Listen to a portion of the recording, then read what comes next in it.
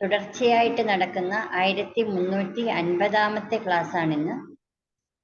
ഇന്ന് ക്ലാസ് എടുക്കുന്നതിനായിട്ട് നമ്മളുടെ സൂം പ്ലാറ്റ്ഫോമിൽ എത്തിയിരിക്കുന്നത് ഡോക്ടർ സജിമോനാണ്. അദ്ദേഹം വളരെയധികം ക്ലാസ്സുകൾ, പ്രത്യേകിച്ചും ക്യാൻസറിനെ സംബന്ധിച്ച അതിൻ്റെ ട്രീറ്റ്മെൻറ്റും, പിന്നെ കഴിഞ്ഞ ദിവസങ്ങളിലായിട്ട് ക്യാൻസർ സർജറിക്ക് ശേഷമുള്ള ഹോമിയോപ്പതിയുടെ ചികിത്സയും ളുമാണ് അതിനെക്കുറിച്ചാണ് ക്ലാസ് എടുക്കുന്നത്. അലോപ്പതി മെഡിസിൻ്റെ അല്ലെങ്കിൽ മോഡേൺ മെഡിസിൻ്റെ പരിമിതികൾ മനസ്സിലാക്കിയ പലരും, അല്ലെങ്കിൽ ഞാൻ ചിലപ്പോൾ പേഷ്യൻസിനോട് പറയാറുണ്ട്, എത്രത്തോളം സാധ്യത, ഇപ്പം നമുക്ക് എല്ലാവർക്കും തന്നെ ക്യാൻസർ കേസുകൾ കിട്ടുന്നുണ്ട് ഹോമിയോപ്പതി ഡോക്ടേഴ്സിന്. അപ്പോൾ അതിൻ്റെ കീമോതെറാപ്പി മെഡിസിൻസ് ഒക്കെ നമ്മൾ റെഫർ ചെയ്യുമ്പോൾ കാണുന്നത്, അതിൻ്റെ റിസൾട്ടുകൾ കാണുമ്പോൾ നമുക്ക് മനസ്സിലാകും ഒരു 100% സക്സസ് റേറ്റ് അല്ല പല മെഡിസിൻസിനും. അപ്പം ഞാൻ പേഷ്യൻസിനോട് പറയാറുണ്ട്, എത്രത്തോളം സാധ്യത അലോപ്പതി മെഡിസിൻ്റെ ഉണ്ടോ അത്രത്തോളം സാധ്യതകൾ, നമ്മൾ അതിനേക്കാട്ടിൽ സാധ്യതകൾ വളരെ ക്ലീനായിട്ട് കേസ് എടുത്ത് നമ്മൾ ട്രീറ്റ് ചെയ്യുവാണെന്നുണ്ടെങ്കിൽ പേഷ്യൻസ് രക്ഷപ്പെടുന്നതാണ് നമ്മൾ കാണുന്നത്. അപ്പോൾ ഈ പ്ലാറ്റ്ഫോമിൽ തന്നെ ഈ ക്യാൻസർ എന്നുള്ള അതിനെ ഫോക്കസ് ചെയ്ത് തന്നെ ട്രീറ്റ് ചെയ്യുന്ന നിരവധി ഡോക്ടേഴ്സ് നമുക്ക് ക്ലാസ്സുകൾ തന്നുകൊണ്ടിരിക്കുകയാണ്. അതിലൊരു പ്രമുഖ ഡോക്ടർ തന്നെയാണ് ഡോക്ടർ സജിമോൻ. അദ്ദേഹം 26 വർഷത്തെ ചികിത്സാനുഭവങ്ങളുള്ള ഡോക്ടറാണ്. അദ്ദേഹം കോട്ടയം ജില്ലയിലെ വാഴൂർ ആയുഷ് പ്രാഥമിക ആരോഗ്യ കേന്ദ്രത്തിൽ വർക്ക് ചെയ്യുന്നു. ഇന്ന് അദ്ദേഹത്തിൻ്റെ വിഷയം എല്ലിൻ്റെ, അതായത് ബോൺ ക്യാൻസർ സർജറിക്ക് ശേഷം ഉള്ള ഹോമിയോപ്പതി ട്രീറ്റ്മെൻറ്റിനെ കുറിച്ചാണ് ഇന്ന് ക്ലാസ് നയിക്കുന്നത്. അതിനു മുമ്പ് ഒരു നിമിഷം ഈശ്വര പ്രാർത്ഥനയോടുകൂടി ക്ലാസ് ആരംഭിക്കും.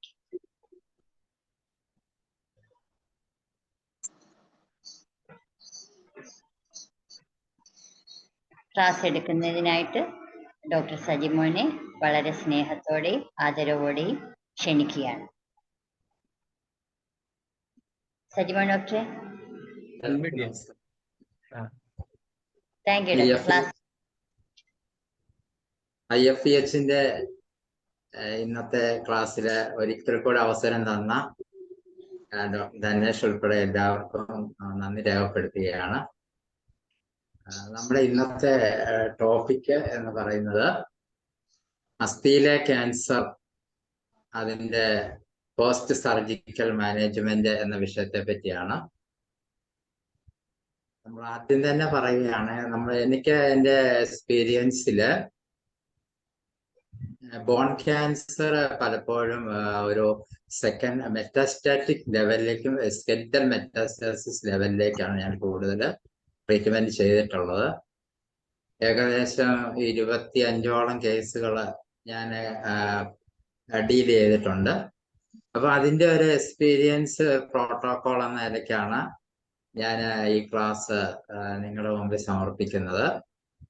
നമ്മൾ ആദ്യം തന്നെ പറഞ്ഞു കഴിഞ്ഞാൽ, ശരീരത്തിലെ ഏത് എല്ലിനെയും ക്യാൻസർ ബാധിക്കാം എന്നുള്ളതാണ് ഒരു സത്യാവസ്ഥയാണ് നമ്മൾ മനസ്സിലാക്കേണ്ടത്.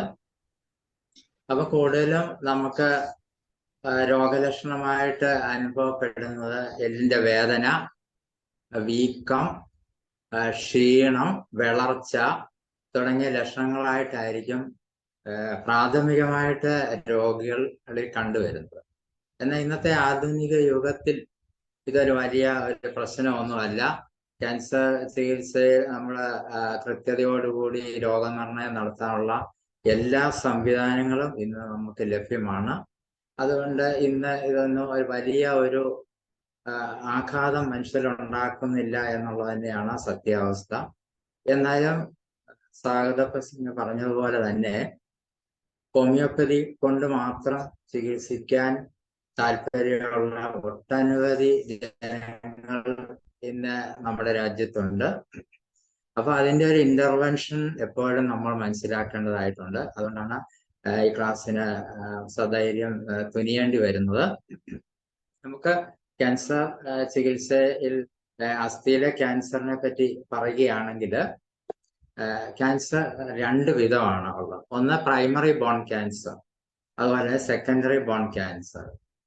എല്ലിൽ തന്നെ തുടങ്ങുന്ന ക്യാൻസറിനെയാണ് പ്രൈമറി ബോൺ ക്യാൻസർ അത് എന്ന് പറയുന്നത് ശരീരത്തിൽ മറ്റെന്തെങ്കിലും ഭാഗത്ത് തുടങ്ങി പിന്നീട് എല്ലിലേക്ക് മറ്റ് സ്ഥലങ്ങളിലേക്ക് പകരുന്ന സെക്കൻഡറി ബോൺ ക്യാൻസർ എന്ന് പറയുന്നത്. അപ്പൊ ഇത് കൂടുതലും നമ്മള് മെറ്റാസ്റ്റാസിസ് ലെവലില് വേറൊരു അവയവത്തിൽ വരുന്ന ക്യാൻസർ കോശങ്ങളെ എല്ലിലേക്ക് പകരുന്ന അതിലെല്ലാം അതിന്റെ ഒരു ക്ലാസിഫിക്കേഷൻ സെക്കൻഡറി ബോൺ ക്യാൻസർ വിഭാഗത്തിൽ പെടുന്നതാണ്. ഉദാഹരണമായിട്ട് പറഞ്ഞാൽ ബ്രസ്റ്റ് ക്യാൻസർ. സാധാരണഗതിയിൽ ബ്രസ്റ്റ് ക്യാൻസറിന്റെ ചികിത്സയിൽ എത്ര ആധുനിക സംവിധാനങ്ങൾ ഉണ്ടെങ്കിലും നമ്മൾ സ്കെൽറ്റൽ ബോൺ മെറ്റാസ്റ്റാസിസ് ആ രോഗിക്ക് വരിക എന്നുള്ള വളരെ ഇന്ന് വളരെ അധികം ആളുകൾക്ക് വരുന്നത് സർവ്വസാധാരണമാണ്. അതുപോലെ തന്നെ ലങ്സിന്, തൈറോയ്ഡ് ഗ്രന്ഥിക്ക് വരുന്ന ക്യാൻസറുകൾ, പ്രോസ്റ്റേറ്റ് ഗ്രന്ഥിക്ക് സർവ്വസാധാരണമാണ് സ്കെൽറ്റൽ മെറ്റാസ്റ്റാസിസ് വരുന്നത്. അപ്പൊ ഇത് സെക്കൻഡറി ബോൺ ക്യാൻസർ ആണ് ഏറ്റവും കൂടുതൽ നമ്മുടെ സമൂഹത്തിൽ ഇന്ന് കണ്ടുവരുന്നു എന്നുള്ളതാണ് നമ്മൾ ഇതിൽ നിന്ന് മനസ്സിലാക്കാൻ സാധിക്കുന്നത്. അപ്പോഴും പ്രൈമറി ബോൺ ക്യാൻസർ ഒരു ഹോമിയോപ്പതി ചികിത്സകന്റെ അടുത്ത് എത്തുകയില്ല എന്ന് തന്നെ, ചികിത്സയ്ക്ക് എത്തുകയില്ല എന്ന് തന്നെ ഞാൻ തറപ്പിച്ച് പറയാൻ ആഗ്രഹിക്കുകയാണ്. കാരണം പലപ്പോഴും നമ്മൾ ഡയഗ്നോസിസ് ലെവലിലേക്ക് പോവുകയാണെങ്കിലും അത് നമുക്ക് വളരെയധികം നമ്മളിലേക്ക് ട്രീറ്റ്മെന്റിൽ എത്താറില്ല എന്നുള്ള എക്സ്പീരിയൻസ് എനിക്ക് തന്നെ ഇല്ല. അപ്പം എല്ലിൽ തുടങ്ങുന്ന പ്രൈമറി ബോൺ ക്യാൻസറും ആണ് നമ്മൾ ആദ്യം ഒന്ന് പരിശോധിച്ചു കഴിഞ്ഞാൽ അത് ഓസ്റ്റിയോസാർക്കോമ, കോൺട്രോസാർക്കോമ, എവിങ് സാർക്കോമ എന്നീ പ്രധാനപ്പെട്ടവയാണ്. അത് പലപ്പോഴും ഓസ്റ്റിയോസാർക്കോമ നമ്മൾ വളരെയധികം കേട്ടിട്ടുള്ളതാണ്. പഠന രീതിയിലും അല്ലാതെയും എല്ലിലെ കോശങ്ങളെയാണ് ഇത് ബാധിക്കുന്നത്. കൂടുതലും കൗമാരപ്രായക്കാർക്ക് കാണുന്നു. ഇതൊരു ഭീകരമായ ഒരു എല്ലിലെ ക്യാൻസർ തന്നെയാണെന്ന് നമുക്ക് പറയാൻ സാധിക്കും. എല്ലിൽ മുഴയായിട്ടാണ് ഇത് സാധാരണ വരുന്നത്. അപ്പൊ ഇടുപ്പ്, കൈകാലുകള് അസ്ഥിയാണ് ഇത് കൂടുതലും ബാധിക്കുന്നത്. മുഴ ഒരു വളരെ പെട്ടെന്ന് വലുതാകുകയും ഒരാഴ്ചയിൽ തന്നെ അത് വലിയ ഒരു ബോൾ രൂപത്തിൽ തന്നെ അത് വലുതാകുകയും ചെയ്യുന്നത് കണ്ടുവരുന്നുണ്ട്. അത് പ്രത്യേകിച്ചത് ശരീരത്തിലേക്ക് മറ്റും വ്യാപിക്കുകയും അത് പ്രത്യേകിച്ച് ലങ് മെറ്റാസ്റ്റാസിസ് ലെവലിലേക്ക് എത്തുകയും ചെയ്യുന്ന വളരെ സർവ്വസാധാരണമായ ഒരു പ്രൈമറി ബോൺ ക്യാൻസർ ആണ് ഓസ്റ്റിയോസാർക്കോമ. അതുപോലെ തന്നെ കോൺട്രോസാർക്കോമ എല്ലിലെ തരുണാസ്ഥിയിൽ കോശങ്ങളിലാണ് ഇത് കൂടുതലും ബാധിക്കുന്നത്. 30 വയസ്സ് മുകളിലുള്ളവർക്കാണ് ഇത് കൂടുതലും കണ്ടുവരും. ആദ്യം തന്നെ അത് ഓപ്പറേഷൻ ആവശ്യമായിട്ട് തന്നെ വരുന്നു. അതുപോലെ എവിങ് സാർക്കോമ കുട്ടികളിലും കൗമാരപ്രായക്കാർക്കും കൂടുതലായി ഇത് കാണുന്നു. അത് പ്രൈമറി ബോൺ ക്യാൻസറിൽ ഏറ്റവും കൂടുതൽ കണ്ടുവരുന്ന ഇന്ന് പ്രത്യേകിച്ച് കേരളത്തിൽ എവിങ് സാർക്കോമ കൂടുതൽ കണ്ടുവരുന്നുണ്ട്. അതുപോലെ ജയൻസൺ കാർസിനോമ, കുമള പോലെ എല്ല് ദ്രവിച്ചു പോകുന്ന ഒരവസ്ഥയാണ് ഇത്. 20 മുതൽ 40 വയസ്സ് വരെയുള്ള സ്ത്രീകളെയാണ് ഇത് കൂടുതൽ ബാധിക്കുന്നത്. കേടുവന്ന എല്ല് എടുത്തു മാറ്റി അതിന് പകരം പുതിയ എല്ല് മാറ്റി പുതിയ സംവിധാനങ്ങളൊക്കെ ഉണ്ട്. പക്ഷെ ഓപ്പറേഷൻ ചെയ്താലും ഇത് വളരെയധികം റിസ്ക്ഫുൾ ആയിട്ട് തന്നെ അത് ഡിസ്റ്റൻസ് മെറ്റാസ്റ്റാസിസിലേക്ക് ലെവൽ വളരെ സങ്കീർണമായ അവസ്ഥയിലേക്കും പോകുന്നതായിട്ട് കണ്ടുവരുന്നുണ്ട്. ഇപ്പൊ നമ്മൾ ചികിത്സയില് നമ്മൾ പരിശോധിക്കുകയാണെങ്കിൽ നമ്മൾ ഇവിടെ വിഷയം തന്നെ സമകാലികമായിട്ട് പറയുകയാണ് പോസ്റ്റ് സർജിക്കൽ ഇന്റർവെൻഷൻ ആണ്. അപ്പം നമുക്ക് പലപ്പോഴും സർജറിയോടൊപ്പം അല്ലെ കീമോ റേഡിയേഷനോടൊപ്പമാണ് കൂടുതലും ഇതിന്റെ അഡ്വൈസ് ഹോമിയോ ലോകത്തിലേക്ക് കിട്ടിവരുന്നത്. അതുകൊണ്ട് തന്നെ അതുമായിട്ട് ഒരു താരതമ്യ പഠനങ്ങളും അതുപോലെ തന്നെ മോഡേൺ മെഡിസിനുമായിട്ട് കൂടുതൽ വിധേയത്വമായിട്ട് നമ്മൾ ചെയ്യേണ്ടി വരും ട്രീറ്റ്മെന്റ്. അതുകൊണ്ടാണ് അതൊരു പ്രത്യേക പഠന വിഷയമായി വരുന്നത്. അപ്പോൾ അതിൻ്റെ ഒരു പ്രത്യേക കാരണം അഡ്ജുവന്റ് ട്രീറ്റ്മെന്റ് ആണ് ബോൺ ക്യാൻസറിന് ആദ്യം പറയേണ്ടതായിട്ട് വരുന്നത്. പലപ്പോഴും ആളുകൾ സർജറി, കീമോ റേഡിയേഷൻ ലെവലിലേക്കൊക്കെ അല്ലെങ്കിൽ ചെന്ന് കഴിഞ്ഞാൽ അതിനോടുള്ള അഡീഷണൽ ട്രീറ്റ്മെന്റ് ആയിട്ടാണ് ഹോമിയോ ട്രീറ്റ്മെന്റിലേക്കൊക്കെ വരുന്നത്. അപ്പം അത് പ്രൈമറി തലത്തിലും ആകാം, സെക്കൻഡറി ബോൺ ക്യാൻസർ ലെവലിലേക്കും നമ്മൾ കൃത്യതയോടുകൂടി മനസ്സിലാക്കേണ്ടതായിട്ട് വരുന്നുണ്ട്. അപ്പോൾ നമ്മൾ പ്രാഥമികമായിട്ട് അഡീഷണൽ ട്രീറ്റ്മെന്റ് ആയിട്ട് നമ്മൾ ഒരു രോഗിക്ക് കൊടുക്കുമ്പോൾ പ്രത്യേകിച്ച് ഒരു പതോളജിക്കൽ ഡിസ്ക്രിപ്ഷൻ ലെവലിലേക്ക് സർജറി ലെവൽ കഴിഞ്ഞാലും ഈ പേഷ്യന്റ് MRI CT സ്കാൻ അല്ല ബയോപ്സിയുടെ ലെവലിലും ഒക്കെ നമ്മുടെ മുമ്പിൽ വരാറുണ്ട്. അപ്പൊ അതില് പിന്നെ ബോണിന്റെ ഔട്ടർ എഡ്ജിൽ ഉള്ള കോശങ്ങളുള്ളതിന് ആ കോശങ്ങളെ പഠിക്കുന്നതിന് പതോളജിക്കൽ ഡിസ്ക്രിപ്ഷനിൽ ഒരു പോസിറ്റീവ് ലെവലിലേക്കും, അതുപോലെ ക്യാൻസർ സെല്ല് ഔട്ടർ എഡ്ജിൽ ഇല്ലാത്ത കോശങ്ങൾ ആ സെക്ഷൻ ബയോപ്സി കൂടെ കാണുന്ന നെഗറ്റീവ് അല്ലെ ക്ലിയർ അല്ലെ ക്ലീൻ പിന്നെ ക്യാൻസർ എന്നും കൂടെ ഇതിനെ പറയാറുണ്ട്. ബോൺ ക്യാൻസറിന് മാത്രമാണ് ഇങ്ങനത്തെ ടൈപ്പുകൾ പറയുന്നത്.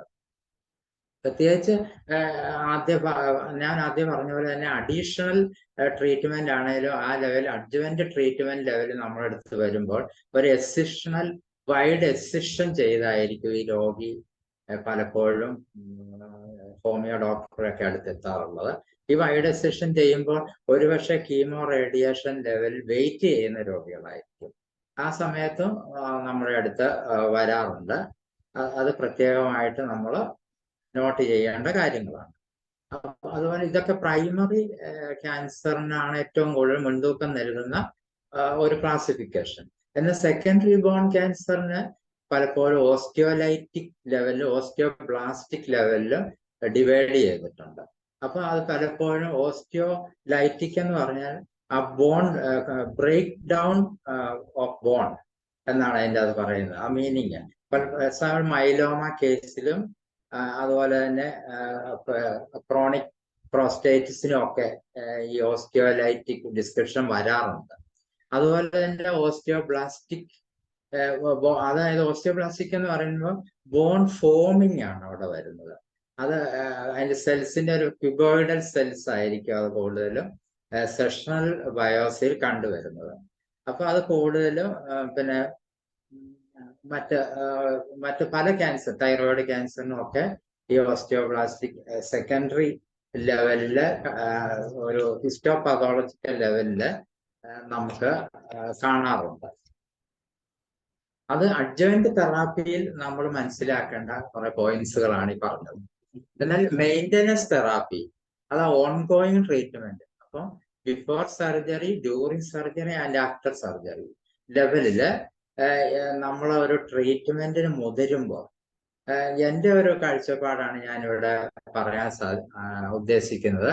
നമ്മൾ പലപ്പോഴും ബോറിക് മെറ്റീരിയ മെഡിക്ക, അതുപോലെ പല മെറ്റീരിയ മെഡിക്കയിൽ എസോസ്റ്റോസിസ് എന്ന് പറയുന്ന ഒരു മീനിങ് നമ്മൾ കണ്ടിട്ടുണ്ട്. എസോസ്റ്റോസിസ് എന്ന് പറഞ്ഞാൽ ഒരു ബിനൈൻ നോൺ ക്യാൻസറസ് ബോൺ ട്യൂമറിനാണ് എസോസ്റ്റോസിസ് എന്ന് പറയുന്നത്. അതുപോലെ എക്സ്ട്രാ ഗ്രോത്ത് ഓഫ് ബോൺ എന്ന് വേണമെങ്കിൽ നമുക്ക് അതിനെ വിക്കിപീഡിയ ലെവലിൽ നമുക്ക് പറയാൻ സാധിക്കും. ഔട്ട്വേർഡ് എക്സ്റ്റൻഷൻ ആയിരിക്കും ഇതുകൊണ്ട് ഉദ്ദേശിക്കുന്നത്. അപ്പം എസോസ്റ്റോസിസ് ലെവലിൽ നമ്മളൊരു എസോസ്റ്റോസിസ് ടൈപ്സിൽ എസോസ്റ്റോസിക് ഡിഫൈൻ ചെയ്യുന്ന മെറ്റീരിയ മെഡിക്കായി പറയുന്ന മരുന്നുകൾ ഓൾറെഡി മെയിൻ്റനൻസ് തെറാപ്പിക്ക് നമ്മൾ പരിഗണിക്കണം എന്നാണ് എൻ്റെ ഒരു അഭിപ്രായം. അപ്പൊ എസോസ്റ്റോസിസില് ഞാൻ പറഞ്ഞാൽ എസോസ്റ്റോസിന്റെ ലെവലില് നമ്മളത് പരിഗണിക്കുമ്പോൾ ആ എസോസ്റ്റോസിസ് മീനിങ്ങിൽ തന്നെ അത് എക്സലന്റ് ആയിട്ടുള്ള ഒരു റെമഡി ആയിരിക്കും.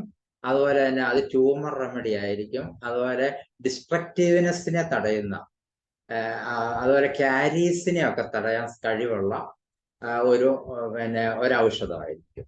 അത് നമുക്ക് നോൺ ബിനൈൻ ലെവലില്, നോൺ ക്യാൻസറസ് ലെവലില് എസോസ്റ്റോസിസ് ഡിഫൈൻ ചെയ്യുകയാണെങ്കിലും അത് മെയിൻ്റനൻസ് തെറാപ്പിയിൽ ആദ്യമായിട്ട് തന്നെ നമ്മൾ ആ ഡ്രഗിനെ ഉൾപ്പെടുത്തി കഴിഞ്ഞാൽ നമുക്ക് ചികിത്സ എളുപ്പമാക്കാൻ സാധിക്കും എന്നാണ് എൻ്റെ അഭിപ്രായം. അപ്പൊ നമ്മൾ പലപ്പോഴും നമ്മളൊരു കോൺസ്റ്റിറ്റ്യൂഷണൽ ലെവലിലേക്ക് ഈ ട്രീറ്റ്മെന്റ് നമ്മളെ തീർച്ചയായിട്ടും എത്തിക്കാൻ ശ്രമിക്കേണ്ടതാണ്. അപ്പൊ നമ്മൾ ആ ബോൺ ക്യാൻസറിന്റെ സെൽസിന്റെ ആ നേച്ചർ പലപ്പോഴും ഞാൻ പല ക്ലാസ്സിലും പറഞ്ഞ പോലെ തന്നെ പല ക്യാരക്ടറിസ്റ്റിക്സ് ഉള്ള സെൽസ് ആയിരിക്കും. ഉദാഹരണം പറഞ്ഞാൽ ആ സെൽസിന് ഒരു ഡിസ്ട്രക്റ്റീവിന് സ്വഭാവം കാണും. മലയാളത്തിൽ പറഞ്ഞ ഒരു സംഹാര സ്വഭാവമുള്ള ഒരു സെൽസ് ആയിരിക്കും. അതുപോലെ വയലന്റ് ആക്രമണ സ്വഭാവമുള്ള ഒരു സെൽസ് ആയിരിക്കും. അതുപോലെ രോഷത, റേജ്, അതുപോലെ ഇൻഹ്യൂമാനിറ്റി, ക്രൂവാലിറ്റി, ക്രൂരതയുള്ള മനുഷ്യത്വരഹിതമില്ലാത്ത ഒരു സെല്ലായിരിക്കും. അതുപോലെ വിദ്വേഷം, പകയുള്ള ഒരു ഹേട്രഡ് ലെവലിലുള്ള സെൽസ് ആയിരിക്കും. ഭയാനകമായ വിനാശകാരിമായ നാശം വിതയ്ക്കുന്ന ഒരു ത്രട്ടണിങ് ലെവലിലുള്ള കോശമായിരിക്കും നമ്മുടെ ശരീരത്തില് വന്നെത്തുന്നത്.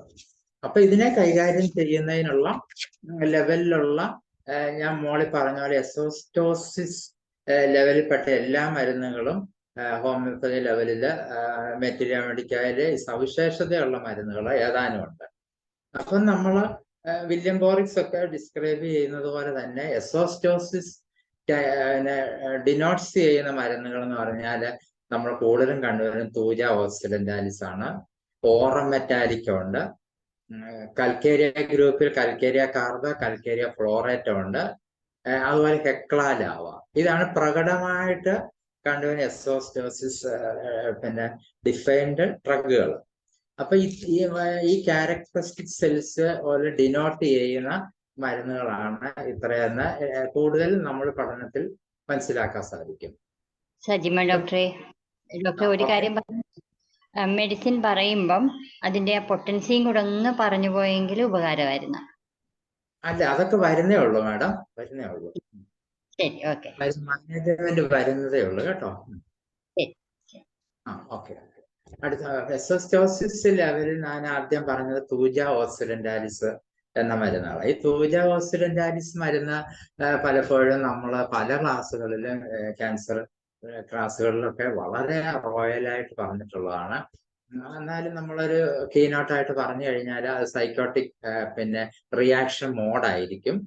അതുപോലെ അതിന്റെ ഒരു പ്രത്യേക അൺലിമിറ്റഡ് പ്രോലിഫറേഷനെ പാതോളജിക്കൽ വെജിറ്റേഷനെ എതിരായിട്ട് പ്രവർത്തിക്കുന്നതായിരിക്കും. ഞാൻ പറഞ്ഞ പോലെ എസോസ്റ്റോസിസ്. അതുപോലെ progression of primary bone cancer പ്രത്യേക അതിന്റെ സവിശേഷതയുണ്ട്. ബോൺ ഇൻവേഷനും മെറ്റാസ്റ്റാസിസിനെ പരമാവധി തടയാനുള്ള കഴിവ് തൂജ ഓക്സിഡന്റാലിസിനുണ്ട്. അതുപോലെ തന്നെ നമ്മൾ പലപ്പോഴും ക്യാൻസറിന് ഡിസ്ക്രൈബ് ചെയ്യുന്ന അപ്പോറ്റോസ്, ക്യാൻസർ കോശങ്ങളെ ഉൽപാദനം തടയാനും സ്വയം നശീകരണം കൂട്ടാനുമുള്ള കഴിവ്, അതാണ് അപ്പോറ്റോസിസ് എന്ന് പറയുന്നത്. അതിന് ഏറ്റവും കൂടുതൽ ടോപ്പ് മോസ്റ്റ് ആയിട്ടുള്ള ഡ്രഗ് എന്ന് പറയുന്നത് തൂജ ഓക്സിഡന്റാലിസ് ആണ്. അതുപോലെ തന്നെ ഇൻഫെക്ഷനൊക്കെ എതിരായിട്ട് ആന്റി മൈക്രോബിയൽ ആക്ടിവിറ്റീസ് കൂടുതലുള്ള ഡ്രഗും തൂജ ഓക്സിഡന്റാലിസ്. പലപ്പോഴും ക്യാൻസറിന് തൂജ ഓക്സിഡന്റാലിസ് ട്രീറ്റ്മെന്റ് എന്ന് പറയുമ്പോൾ ഒരു പ്രൈമറി ലെവലിൽ അതിന്റെ സസെപ്റ്റബിലിറ്റിയും വൈറ്റാലിറ്റിയും ഒക്കെ നോക്കുമ്പോൾ തൂജ ഓക്സിഡന്റാലിസ് വണ്ണം പൊട്ടൻസിയിൽ മാത്രമേ ആരംഭിക്കാൻ പറ്റുകയുള്ളൂ. ലേറ്റർ ആയിട്ട് NM പൊട്ടൻസി വരെ കൊടുത്തതായിട്ട് എനിക്ക് എക്സ്പീരിയൻസ് ഉണ്ട്. അതുപോലെ തന്നെ ചില കേസുകളിൽ ഒരു ഡ്രെയിനേജ് റെമഡീസ് ആയിട്ട് തൂജ ഒരു ഇന്റർകറന്റ് ആയിട്ട് കൊടുക്കുമ്പോൾ ചില കേസുകൾ 0/6 തുടങ്ങാറുണ്ട്. വണ്ണമിൽ തന്നെയല്ല. 230 ഞാൻ അധികം അങ്ങനെ ഉപയോഗിച്ചിട്ടില്ല. അപ്പൊ നെക്സ്റ്റ് എന്ന് പറയുന്നത് ഓറം മെറ്റാലിക്കോ. അപ്പൊ ഓറം മെറ്റാലിക്ക ഒരു എസോസ്റ്റോസിസ് ഡ്രഗാണ്.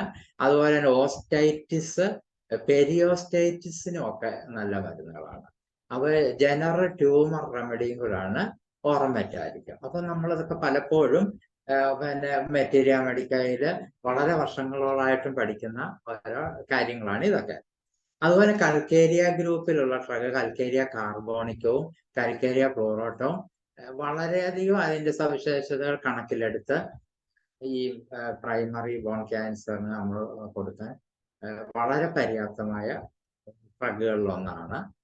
കോൺസ്റ്റിറ്റ്യൂഷനോട് ഒത്തു വരുമ്പോൾ അത് കൂടുതൽ നമുക്ക് ഇൻഡിക്കേറ്റർ ആണെങ്കിൽ അത് സെലക്ട് ചെയ്യാനും പറ്റും.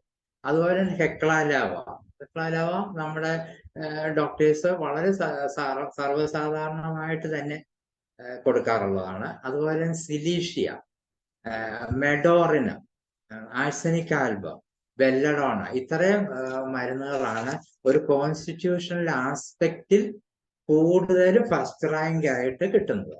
അപ്പൊ ഡിസ്ട്രക്റ്റീവ്നെസ്സിനാണെങ്കിൽ സിന്തറ്റിക് പ്രോപ്പർട്ടിയിലൊക്കെ ആണെങ്കിൽ ഏകദേശം 30ഓളം മരുന്നുകൾ ഫസ്റ്റ് മാർക്കും 2 മാർക്കും ആയിട്ട് കൊടുക്കാറുണ്ട്.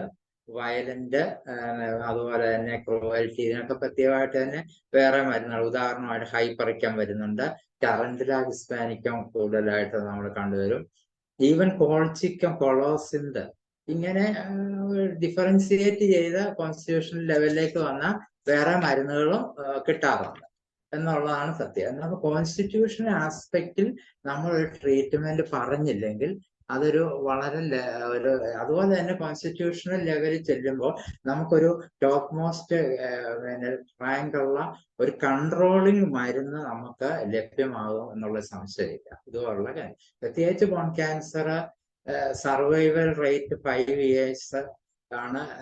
ഇപ്പോഴത്തെ ഒരു ആധുനിക യുഗത്തിൽ ബോൺ ഗ്രാഫ്റ്റിംഗ് ഒക്കെ ഉള്ളപ്പം രോഗികൾ പിടിച്ചു നിൽക്കാറുണ്ട് പ്രൈമറി ലെവലിൽ. പ്രൈമറി ബോൺ പലപ്പോഴും സെക്കൻഡറി മെറ്റാസ്റ്റസിസില് പലപ്പോഴും ആ പ്രോസ്റ്റേറ്റ് ക്യാൻസറിന്റെ മെറ്റാസ്റ്റസിസ് സ്കെലിറ്റൽ വരുമ്പോൾ പ്രോസ്റ്റേറ്റ് ക്യാൻസർ നെഗ്ലക്റ്റ് ആയിട്ട് ട്രീറ്റ് ചെയ്ത് പോകുമ്പോഴാണ് ബോണിലെ ഒക്കെ അത് പിന്നെ വ്യാപിച്ച് അത് ആ ലെവല് വരുമ്പോഴാണ് സങ്കീർണമാകുകയും രോഗി പെട്ടെന്ന് മരണപ്പെടുകയൊക്കെ ചെയ്യുന്നത്.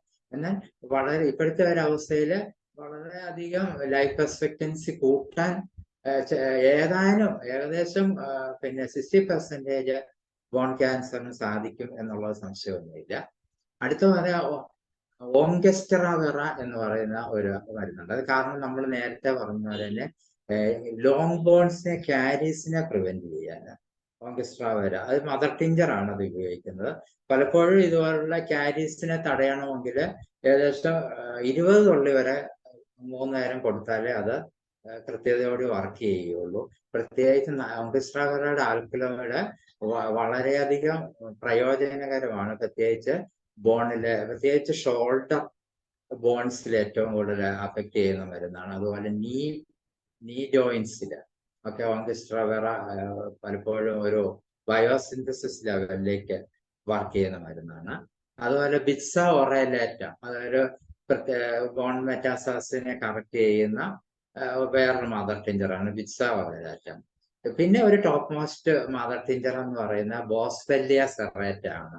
അപ്പൊ അത് പിന്നെ പല ക്ലാസ്സുകളിൽ ഇതിനെപ്പറ്റി ഡിസ്കസ് ചെയ്തിട്ടുള്ളതാണ്. അത് കാർട്ടിലേജിന്റെ ബ്രേക്ക് തടയാൻ സാധിക്കുന്ന മരുന്നാണ്. അതുപോലെ തന്നെ ഇൻഫ്ലമേഷനും ഒക്കെ കുറച്ച് ഒരു മൾട്ടി ഡയമെൻഷണൽ ഇൻഫ്ലമേറ്ററി ഡ്രഗ് കൂടെയാണ് ബോസ്വെല്ലിയ സെറേറ്റ. അതുപോലെ തന്നെ പിന്നെ മെറ്റാസ്റ്റാസിസിന്റെ തടയാനുള്ള കഴിവുണ്ട്.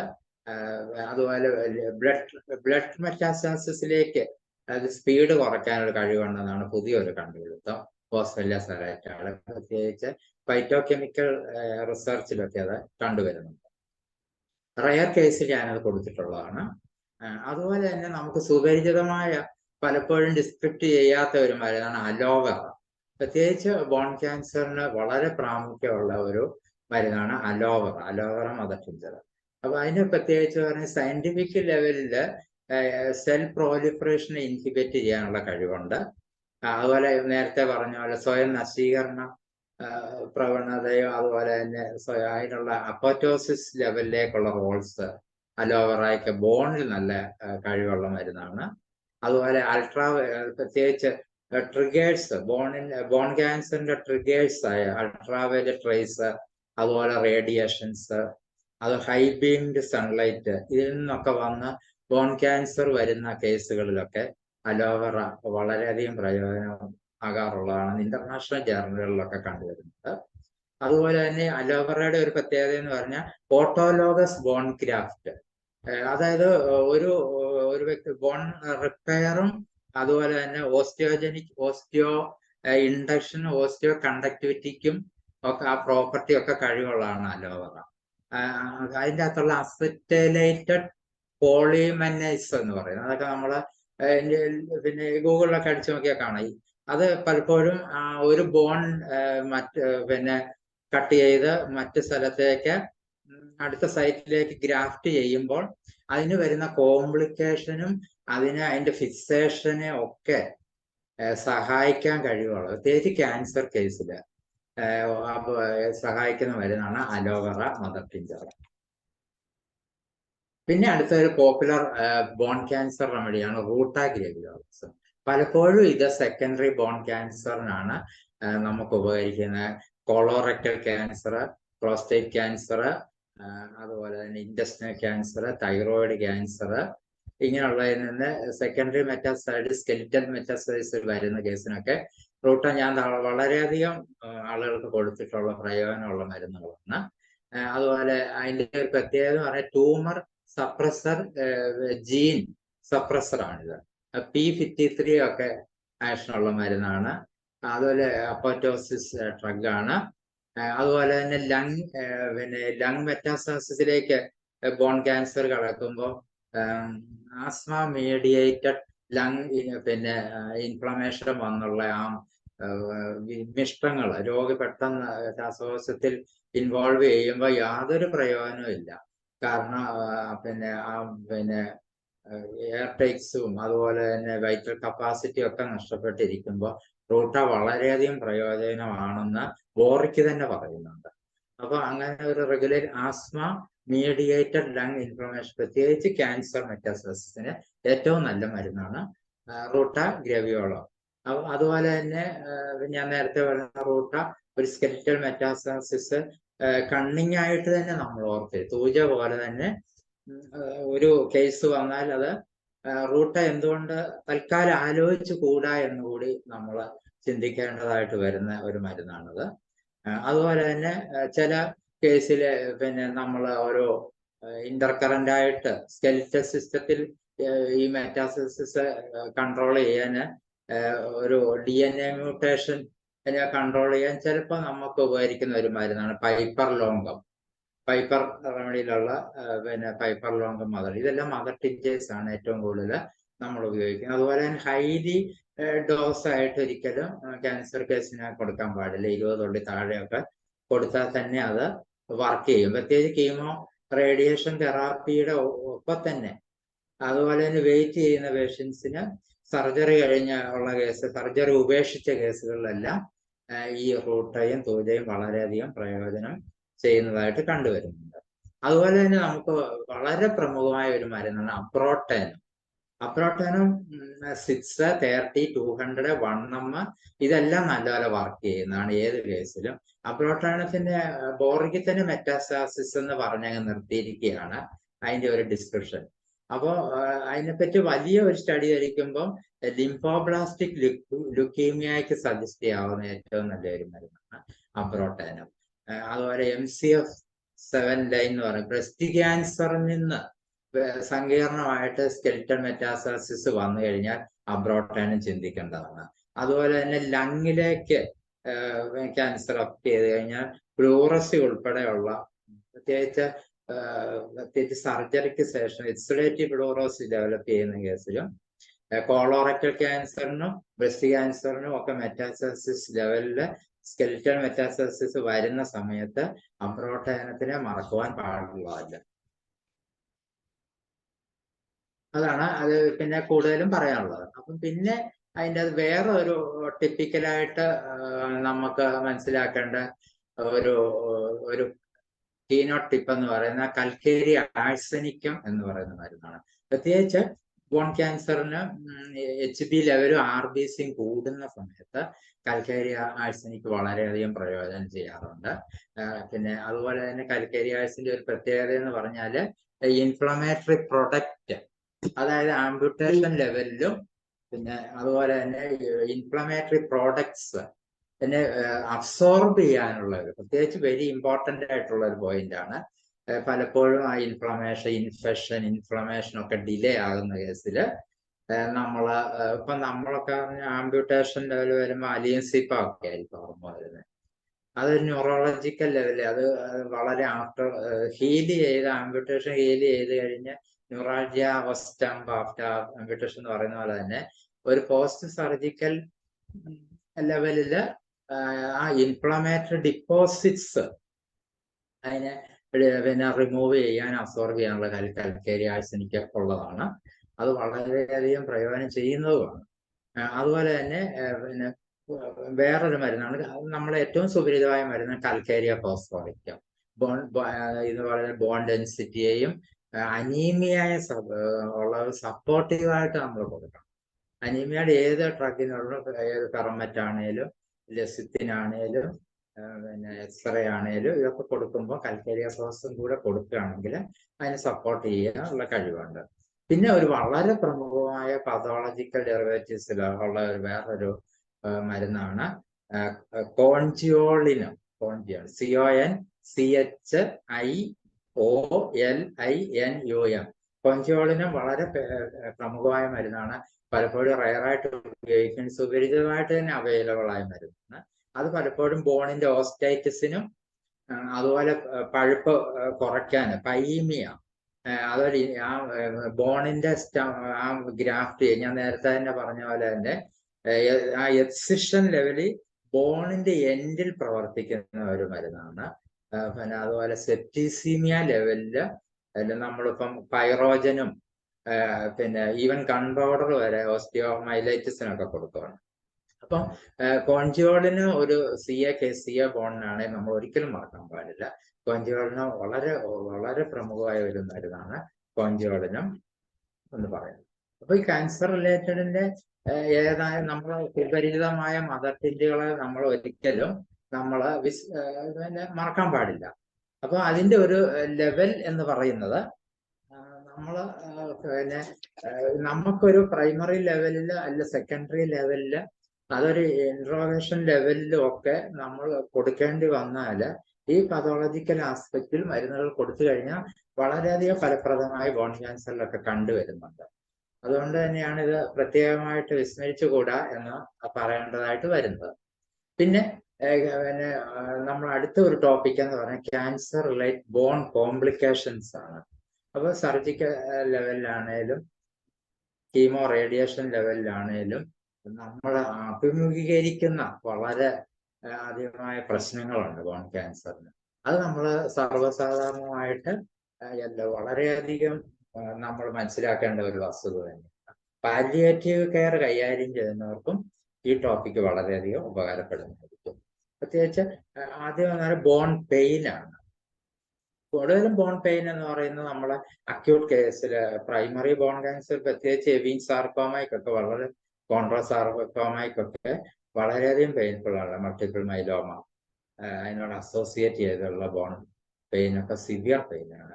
ലോകത്തെ ക്യാൻസറുകളിൽ ഏറ്റവും വേദന നൽകുന്ന ക്യാൻസറുകൾ ബോൺ ക്യാൻസർ തന്നെയാണ് എന്ന് സംശയമൊന്നുമില്ല. അപ്പൊ ബോൺ പെയിൻ ഇതിന്റെ ഒരു പ്രൈമറി ബോൺ ക്യാൻസറുകളില് ബോൺ പെയിന്, ബോൺ ലോസ്, അതുപോലെ ഹൈപ്പർ കാൽസിനീമിയ, കാൽസ്യം കൂടുന്ന അവസ്ഥ, ഈ 3 കണ്ടീഷൻസ് ആണ് കൂടുതലും പ്രൈമറി ബോൺ ക്യാൻസർ ഉൾപ്പെടെയുള്ളവർക്ക് അഭിമുഖീകരിക്കേണ്ട ഒരു പ്രശ്നം നമ്മുടെ സമൂഹം. അപ്പൊ ആദ്യം നമ്മൾ ഡിസ്കസ് ചെയ്ത ബോൺ പെയിൻ എങ്ങനെ നമ്മൾ കൺട്രോൾ ചെയ്യാം എന്നുള്ളതാണ്. എൻ്റെ ഒരു അനുഭവത്തിലാണ് ഞാനിത് പറയുന്നത്. പലപ്പോഴും അതിനോട് വിയോജിപ്പ് കാണും, എന്നാലും ഞാൻ അതിൻ്റെ ഷെയർ ചെയ്യുന്നതെന്ന് പറഞ്ഞാൽ എൻ്റെ അനുഭവം. ഞാൻ ഓരോ വ്യത്യസ്തമായ കേസ് അല്ല പല ആളുകളിലും പരീക്ഷിച്ച ഒരു പ്രോട്ടോകോളാണ് ഞാൻ പറയുന്നത്. അത് വളരെ സത്യസന്ധമായിട്ട് തന്നെ ഞാൻ പറയുന്നതേ ഉള്ളൂ. അപ്പൊ എന്തുകൊണ്ടാണ് ബോൺ പെയിൻ വരുന്നത്?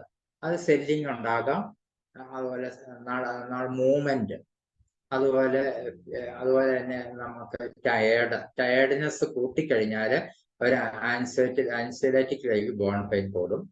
അതുപോലെ ഫീവർ ഉള്ളപ്പം പെയിൻ കൂടും. അതുപോലെ fracture, pathological fracture, weight loss, ഇതെല്ലാം വരുമ്പോൾ അസോസിയേറ്റഡ് ആണ് ബോൺ പെയിൻ. അപ്പം നമ്മൾ ഈ ക്യാൻസർ പെയിനെ പറ്റി കൂടുതൽ പ്രതിപാദിക്കുമ്പോൾ പലപ്പോഴും ആദ്യ കൊണ്ടാണ് പെയിൻ വരുന്നത്. ക്യാൻസറിൽ ഏറ്റവും വേദന കൂടുതലുള്ള ക്യാൻസർ ബോൺ ക്യാൻസർ ആണെന്ന് ഞാൻ നേരത്തെ പറഞ്ഞു കഴിഞ്ഞു. ക്യാൻസർ പെയിൻ ഒരു പ്രത്യേകത എന്ന് പറയുന്ന എല്ലാ സമയവും ഈ ക്യാൻസർ പെയിൻ ഉണ്ടാകുന്നു. അത് കണ്ടിന്യൂസ് ചെയ്ത് രാത്രി വരെ അത് നീണ്ടു നിൽക്കാം. അത് വളരെയധികം ഗ്രാഡുവലി പ്രോഗ്രസ് ചെയ്ത് ഒരു പെർസിസ്റ്റന്റ് ലെവലിലേക്ക് എത്തുന്നതായിട്ടാണ് അതിൻ്റെ ഒരു ക്യാരക്ടറിസ്റ്റിക് ലെവല്. അപ്പം ഏക്കിംഗ് ടൈപ്പ് ആയിരിക്കും പെയിൻ ഉണ്ടാകുന്നത്. നമ്മുടെ മരുന്നുകളിൽ ഏറ്റവും കൂടുതൽ നമ്മൾ പല പ്രാക്ടീഷണേഴ്സും യൂഫോർബിയം എന്ന് നമ്മൾ പറയും. യൂഫോർബിയം മദർ ടിഞ്ചർ നമ്മൾ ശ്രദ്ധിച്ചാണ് ഈ ക്യാൻസർ പെയിൻ മാനേജ്മെന്റിന് കൊടുക്കേണ്ടത്. യൂഫോർബിയ പല തരത്തിലുള്ള യൂഫോർബിയ അമീഗോലേറ്റ് എന്ന് പറയുന്ന ഒരു ടൈപ്പ് പിന്നെ ആണ് നമ്മൾ യൂഫോർബിയം അമീഗൈഡൻ എന്നാണ് അതിന്റെ കംപ്ലീറ്റ് പേര്. Euphorbia AMYGDAL. ഈ മരുന്നാണ് യൂഫോർബിയത്തിൽ പെയിൻ മാനേജ്മെന്റിന് ഏറ്റവും നല്ല മരുന്ന്. അതുപോലെ തന്നെ വേറൊരു മരുന്നാണ് കാലിഫോർണിയ പോപ്പി. അത് കാലിഫോർണിയ എന്ന് പറയാറുണ്ട്. നമ്മൾ പല മെറ്റീരിയൽ മെഡിക്കായാലും അതുപോലെ മദർ ടിഞ്ചർ മെറ്റീരിയൽ മെഡിക്കായാലും ഒക്കെ അതിന്റെ സ്പെല്ലിംഗ് പറയാം ESCHSCHOLTEZIA ആണ്, അല്ലെങ്കിൽ കാലിഫോർണിയ പോപ്പി എന്ന് പറയും. എസ്റ്റിലിസിയ കാലിഫോർണിയ മദർ ടിഞ്ചർ നമുക്ക് വളരെയധികം കിട്ടുന്ന മരുന്ന്. ആൽക്കലോയിഡ് ആണ്, ന്യൂറോ സെഡേറ്റീവ് ഡ്രഗാണ്, മോർഫിനെ വെല്ലുന്ന മരുന്ന്. അതുപോലെ തന്നെ വലേറിയാന ഒഫീഷ്യാനാലിസ്, ഇതെല്ലാം ബോണിൽ ആക്ട് ചെയ്യുന്ന മദർ ടിഞ്ചറുകളാണ്. വലേറിയാന ഒഫീഷ്യാനാലിസ്, അതുപോലെ ചമോമില, ബെല്ലഡോണ, അതുപോലെ ഒറേഡാഫിനെ കാലിഫോർണിയ. ഇതൊക്കെ പോപ്പുലർ ആയിട്ടുള്ള മരുന്നുകളാണ്. നമ്മൾ ഒരുപക്ഷെ അത് പിന്നെ ഉപയോഗിക്കാതെ ഒറിയോഡാഫിന കാലിഫോർണിയ വളരെ കിട്ടാൻ വളരെ സുപരിചിതമാണ്. ഒറിയോഡാഫിന പ്രത്യേകിച്ച് ഞങ്ങളൊക്കെ സെന്റ് ജോർജിലൊക്കെ വാങ്ങാൻ കിട്ടുന്നതാണ്. അതുപോലെ പിക്സീഡിയ മദർ ടിഞ്ചർ. ഇതിന്റെ ഈ ഇത്രയും ക്ലാസിഫൈഡ് ഉള്ള പിന്നെ മരുന്നുകൾക്കെല്ലാം ഒരു പ്രത്യേകത പറഞ്ഞാൽ ഇൻസോംനിയയും അതുപോലെ ആൻസൈറ്റി ലോവർ ചെയ്യാനുള്ള കഴിവുണ്ട്. അതുപോലെ ബീറ്റോണിയ അക്വാട്ടിക്ക എന്ന് പറയുന്ന വേറൊരു ബീറ്റോണിക്ക അക്വാട്ടിക്ക 3X ആണ് ഉപയോഗിക്കുന്നത്. അതുപോലെ ചമോമില 10M പൊട്ടൻസിയും ബെർഡോണ 10M പൊട്ടൻസിയാണ് കൂടുതലും പ്ലസിംഗ് മെത്തേഡിലാണ് ഇങ്ങനത്തെ പെയിൻ ഉള്ളവർക്ക് കൊടുക്കുന്നത്. മറ്റേ യൂഫോർബിയ അമീഗഡയിലും എസ്റ്റിലിസിയ കാലിഫോർണിയ വലേറിയാന ഒക്കെ ഏകദേശം 30 തുള്ളി വരെ വളരെ സങ്കീർണമായ പെയിൻ ഉള്ളവർക്ക് 4 times കൊടുക്കാറുണ്ട്. പിക്സീഡിയ പിന്നെ ഇത് രാവിലെ, ഉച്ചയ്ക്ക്, വൈകിട്ട് എന്നീ വെവ്വേറെ തരത്തിലുള്ള മദർ ടിഞ്ചറുകൾ മിക്സ് ചെയ്യാതെയും കൊടുക്കുന്ന വളരെയധികം പെയിൻ കുറയാറുണ്ട്. പ്രത്യേകിച്ച് മോർഫിനോടൊപ്പം ഇത് വളരെയധികം ഫലവത്തായിട്ട് കണ്ടുവരുന്നു. പിന്നെ അടുത്തതെന്ന് പറഞ്ഞാൽ ഹൈപ്പർ കാൽസിനീമിയാണ്. നമ്മൾ നേരത്തെ പറഞ്ഞ പോലെ കാൽസ്യത്തിന്റെ അളവ് കൂടുക ശരീരത്തിൽ. ഇതൊരു വളരെയധികം റിസർച്ച് ഓറിയന്റഡ് ആയിട്ട് നമ്മൾ പഠിച്ചു വെക്കേണ്ട ഒരു കാര്യം തന്നെയാണ്. കാൽസ്യത്തിനെ കൺട്രോൾ ചെയ്യാൻ പെടാപ്പാട് പെടുന്ന ഒരവസ്ഥയുണ്ട് ഇങ്ങനെയുള്ള കേസുകൾ. അപ്പം അതിന് ബിസ്കോഫോനൈറ്റ് വെറൈറ്റി ആയിട്ടുള്ള ഡ്രഗുകളാണ് അലോപ്പതി കൊടുക്കുന്നത്. ബിസ്കോഫോനൈറ്റ്സ് പലർക്കും അറിയാതിരിക്കാം. അത് ഓസ്റ്റിയോ ക്ലാസ്റ്റിനെ മീഡിയേറ്റ് ചെയ്യുന്ന ബോൺ ലോസിനെ കുറയ്ക്കുന്ന വർക്ക് ചെയ്യുന്ന ഒരു അലോപ്പതി ഡ്രഗാണ് ബിസ്കോഫോനൈറ്റ്സ്. അത് ആ ബോൺ ലോസിനെ വളരെയധികം സ്ലോ ആക്കും ഈ മരുന്ന്. എന്നാൽ നമ്മുടെ മരുന്നുകളിൽ ഓക്സാലിക് ആസിഡിന് അതിന് കഴിവുണ്ട്. അത് ഡിക്രീസ് കാൽസ്യം അബ്സോർഷനെ ഡിക്രീസ് ചെയ്യാനുള്ള കഴിവ് നമ്മൾ ഓക്സാലിക് ആസിഡിനും മ്യൂറിയാറ്റിക് ആസിഡിനും അതിനുള്ള കഴിവ് കണ്ടുവരുന്നുണ്ട്. വളരെയധികം വളരെ സ്ലോലി ആണെങ്കിലും കാൽസ്യത്തിന്റെ അളവ് കുറയ്ക്കാൻ സാധ്യതയുണ്ട്. അതുപോലെ കൽക്കേരിയ കാർബ് ഒക്കേഷണലി അതിന്റെ ഹെൽപ്പ് കിട്ടിയിട്ടുണ്ട്. അതുപോലെ തന്നെ ഏറ്റവും ഇമ്പോർട്ടൻ്റ് ആയിട്ട് ഫൈക്കസ് കാരിക്ക മദർ ടിഞ്ചർ. ഫൈക്കസ് കാരിക്ക എന്ന് പറയുന്നത് നമുക്ക് അവൈലബിൾ ആണ് ഈ മരുന്ന്. ബോൺ ഡെൻസിറ്റിയെ പിന്നെ നിലനിർത്തിക്കൊണ്ട് വളരെയധികം സവിശേഷ ഈ കാൽസ്യം ലെവലിനെ കുറയ്ക്കാൻ സാധിക്കുന്ന ഒരു മരുന്നാണ് ഫൈക്കസ് കാരിക്ക. അതുപോലെ തന്നെ വളർച്ചയും അതുപോലെ തന്നെ കാൽസ്യത്തിന്റെ ലെവല് പിന്നെ കുറയ്ക്കുകയും കൂടെ വളർച്ചയും കൊണ്ട് കാൽസ്യം കൂടുകയും ചെയ്യുന്നവർ വെർബീന ഒഫീഷ്യനാലിസ് കൊടുത്താൽ അതിന് റിസൾട്ട് കിട്ടാറുണ്ട്. അതുപോലെ റുബാർബ് 3X ഇതിനൊക്കെ നല്ല റിസൾട്ട് ഉള്ളതാണ് ഇങ്ങനത്തെ കേസിൽ. അപ്പൊ ഇതിന്റെ ഒരു ഈ പിന്നെ ബിസ്കോഫോനൈറ്റ്സിന്റെ സ്ഥാനത്ത് നമ്മൾ ഹൈപ്പർ കാൽസ്യമിലേക്ക് കൊടുക്കുന്ന ഓസാരിക്കാൾ muriatic acid, calcarea group drug, ficus carica, rhubarb, verbena ഒഫിഷ്യനാലിസിനൊക്കെ റിസൾട്ട് നല്ല റിസർച്ച് ഓറിയന്റായിട്ട് തന്നെ കിട്ടിയിട്ടുള്ളതാണ്. അതിന്റെ ഒരു പ്രത്യേകത എന്ന് പറഞ്ഞാൽ പ്രിവെന്റ് പിന്നെ പെയിൻ റെഡ്യൂസ് ചെയ്ത് തന്നെ കിട്ടും. അതുപോലെ പാതോളജിക്കൽ ഫ്രാക്ചറും കൂടെ പ്രിവെന്റ് ചെയ്യും. അതുപോലെ ക്യാരീസും സ്പ്രെഡിങ്ങും തടയാൻ പറ്റും. ഇങ്ങനെ വരുന്നു. അതിന് പ്രത്യേക ഒരു കഴിവുണ്ട്. പിന്നെ എന്ന് പറഞ്ഞാൽ അടുത്ത ഒരു വലിയൊരു പ്രതിസന്ധി എന്ന് പറഞ്ഞാൽ ബോൺ ലോസ് തന്നെയാണ്. ബോൺ ലോസ് എന്ന് പറഞ്ഞാൽ ബോണിന്റെ ഡെൻസിറ്റി കുറയുക, അങ്ങനെ ഈസി ആയിട്ട് പാതോളജിക്കൽ ഫ്രാക്ചർ ഡെവലപ്പ് ചെയ്യും. അപ്പൊ ഞാൻ എന്റെ പ്രാക്ടീസിൽ ഏറ്റവും ഞാൻ സഫീഷ്യന്റ് ആയിട്ട് തന്നെ പൈപ്പോസ് കൊടുക്കാറുണ്ട്. കാരണം കൽക്കേരിയ ഫോസ്ഫോറിക്കും സിലീഷ്യയും പിന്നെ അതുപോലെ കൽക്കേരിയ ഫ്ലോറും എല്ലാം ഇതിന് സപ്പോർട്ടീവായിട്ട് നിന്ന് ഫലിക്കാറുണ്ട്. അതുകൊണ്ട് പൈപ്പോസ്റ്റാബ് ഈ ബോൺ ലോസിന് CA കേസിന് കൊടുക്കാറുണ്ട്. അതുപോലെ തന്നെ പിന്നെ horse tail, HORS horse tail tincture, equisetum arvense, equisetum ഹൈമനിലല്ല, ഇക്വസിറ്റം അർവേനിയ, അതായത് ഹോഴ്സ് ടെയിൽ. ഈ ടിഞ്ചർ ഇങ്ങനെ വേണേലും നമുക്ക് അവൈലബിൾ ആണ്. അത് ബോണിന്റെ തിന്നിങ് എതിരായിട്ടുള്ള മരുന്നാണ്. അതുകൊണ്ട് അതിന്റെ സിലിക്കോണും മിനറൽസും ഉള്ള ഒരു ടിഞ്ചറാണ്. അതുപോലെ മെറ്റാസ്റ്റസിസ് പ്രിവെന്റ് ചെയ്യാനും സെൽ ഗ്രോത്തിനെ തടയാനും ഒക്കെ കൂടുതലും പ്രോസ്റ്റേറ്റ് ക്യാൻസറിന് ഹോഴ്സ് ടെയിൽ, ഇക്വസിറ്റം അർവേനിയ വളരെയധികം ഫലപ്രദവുമാണ്.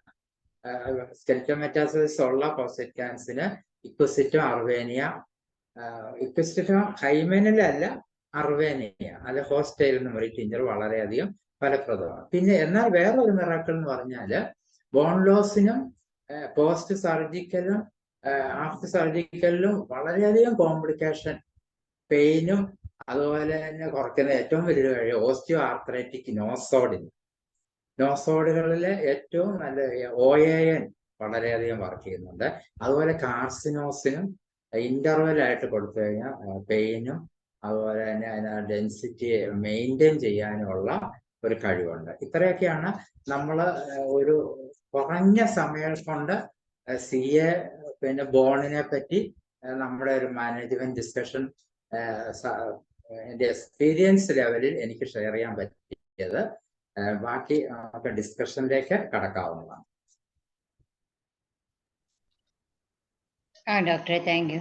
ഡോക്ടറുടെ എക്സ്പീരിയൻസിൽ എത്ര നാൾ വരെയൊക്കെ നമുക്ക് ഈ ഒരു കേസുകൾ, അതായത് പോസ്റ്റ് സർജിക്കൽ കേസുകൾ മാനേജ് ചെയ്യാൻ പറ്റിയിട്ടുണ്ട്? പലപ്പോഴും 7 വർഷം വരെയൊക്കെ ആളുകൾ കൃത്യതയോടുകൂടി നമ്മുടെ മരുന്ന് കഴിച്ച് കുഴപ്പമില്ലാതൊക്കെ പോകുന്ന കേസുകളുണ്ട്. റൂട്ട പറഞ്ഞല്ലോ ഡോക്ടർ, അതും ടിഞ്ചർ തന്നെയാണോ? ഓക്കെ, റൂട്ട് 6 തൊട്ട് കൊടുക്കാൻ പറ്റും. 6, 30, 200, 1 mm, 10 mm. ടിഞ്ചർ വളരെ അപൂർവമാണ് റൂട്ട കൊടുക്കുന്നത്. 6 തന്നെ നല്ല റിസൾട്ട് ആണ്. ചില കേസ് 0.6 ആക്ഷൻ വരുന്നു. 6 ഒക്കെ ആണെങ്കിൽ ഡോക്ടർ എത്ര നാൾ വരെ കൊടുക്കാറുണ്ട്? മാസങ്ങളില് ഡെയിലി തന്നെ ഓരോ ഡ്രോപ്പ് കൊടുക്കുന്ന കേസൊക്കെയാണ്. പ്രത്യേകിച്ച് കീമോ തെറാപ്പി കഴിഞ്ഞിട്ടുള്ളവർക്കൊക്കെ കൊടുക്കാറുണ്ട്.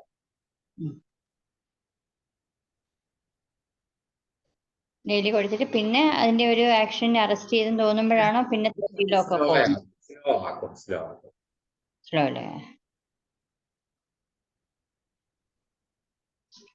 ബെൽഡോണയും ചമ്മളിയും ഒക്കെ പറഞ്ഞല്ലോ, 10 പറഞ്ഞല്ലോ പെയിനിന്.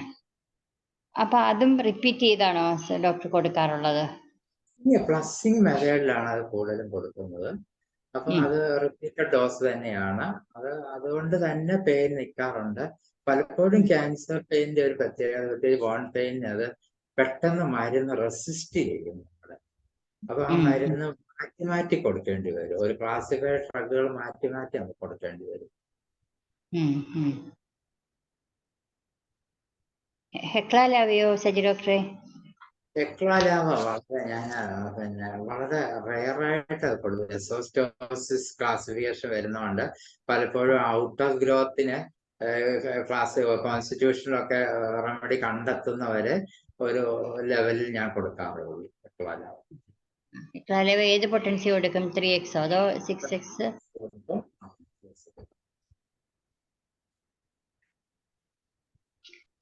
എനിക്കൊരു എക്സ്പീരിയൻസ് പറയാനുണ്ട്. ഒരു സാർക്കോമ കേസ്.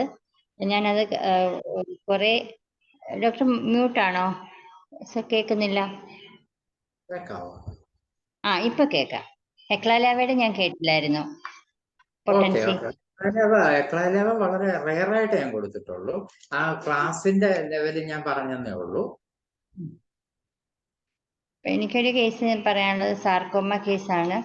അത് ഒരു 10 വർഷത്തിൽ കൂടുതലായി നമ്മളുടെ മെഡിസിനിൽ തന്നെ പോകുന്നുണ്ട്.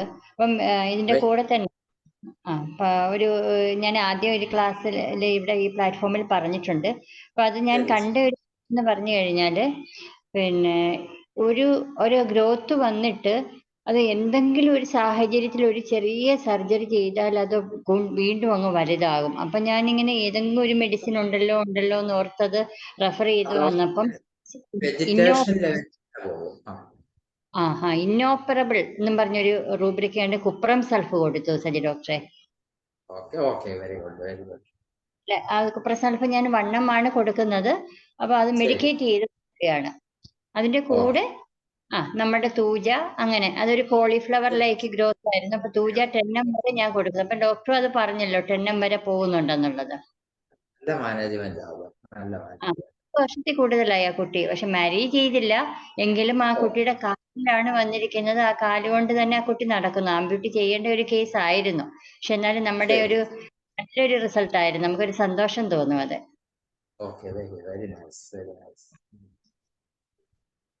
ഇനി ആർക്കെങ്കിലും സജി ഡോക്ടറോട് സൂര്യ ഡോക്ടർ ഹാൻഡ് റൈസ് ചെയ്തിട്ടുണ്ട്. ഡോക്ടറെ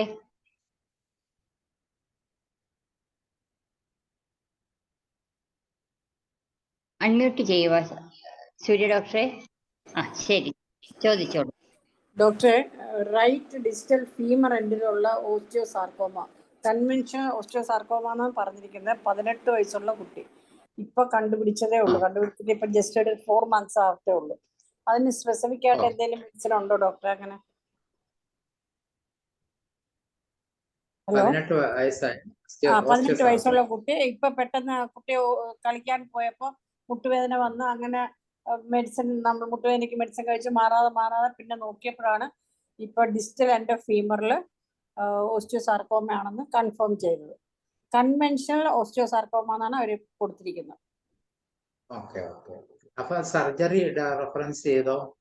സർജറി അവർ പറഞ്ഞിട്ടുണ്ട്, പക്ഷെ ഉടനെ പറ്റത്തില്ല എന്ന് പറഞ്ഞാൽ ഗ്രോത്ത് ഒത്തിരി വലുതാണെന്ന് ഡിലേ ആക്കാറുണ്ട്. കൺവെൻഷണൽ ഓസ്റ്റിയോസാർക്കോമയ്ക്ക് ഞാൻ പറഞ്ഞ പോലെ തന്നെ നമ്മൾ തൂജ തന്നെ അത് സ്റ്റാർട്ട് ചെയ്യണം. അതുപോലെ അതിന്റെ കംപ്രഷൻ, അതുപോലെ ബോൺ ഡെൻസിറ്റി, എക്സ്റേ ഫൈൻഡിങ്സ് ഒക്കെ റെഗുലർ ആയിട്ട് എടുക്കണം. ആ ട്യൂമർ ഗ്രോത്ത് കുറഞ്ഞാൽ മാത്രമേ ട്യൂമർ ഗ്രോത്ത് കുറയ്ക്കേണ്ട കാര്യമുള്ളൂ. അപ്പൊ തൂജയൊക്കെ നല്ലപോലെ വർക്ക് ചെയ്യുന്നതാണ്. അതിന്റെ ഒരു തടയും. ഓക്കെ ഡോക്ടർ, ഏത് പൊട്ടൻസി തുടങ്ങാൻ തൂജ? കൽക്കേരിയ ഫ്ലോറേറ്റം സപ്പോർട്ടീവ് ആയിട്ട് കൊടുക്കാം.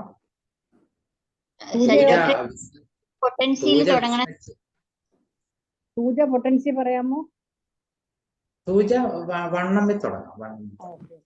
കണ്ടിന്യൂസ് ആയിട്ട് കുറച്ച് നാൾ കൊടുക്കാതിരിക്കും അല്ലേ? കൊടുക്കുമ്പോൾ തന്നെ റിസൾട്ട് വരും. Okay doctor, thank you so much. അത് ലതാ മനോഹരൻ ഡോക്ടറുടെ ഒരു സംശയമുണ്ട്. ഡോക്ടറെ അൺമ്യൂട്ട് ചെയ്ത് ചോദിച്ചോളൂ. ലതാ മനോഹരൻ ഡോക്ടറെ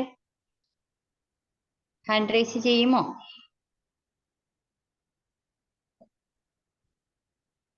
കോൺട്രോമ ലോവർ എൻഡ് ഓഫ് ഫീമർ ആണ്. അൺമ്യൂട്ട് ചെയ്തോ. ശരി. ഡോക്ടറെ നമസ്കാരം. Chondroma lower end of femur, 40 age, female. മരുന്ന് കൊടുത്തോ?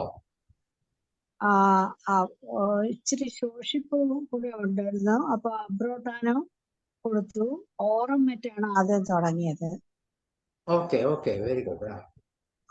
ഓറം മറ്റ് 10M കൊടുത്തു. പിന്നെ അബ്രോട്ടാനോ കൊടുക്കുന്നുണ്ട്. പെയിൻ വരുമ്പോ എന്റെ ആ അഭിപ്രായത്തിൽ കൽക്കേരിയ ഫ്ലോറോം കൂടെ കൊടുത്തേക്കണം. ഓ ഡോക്ടറെ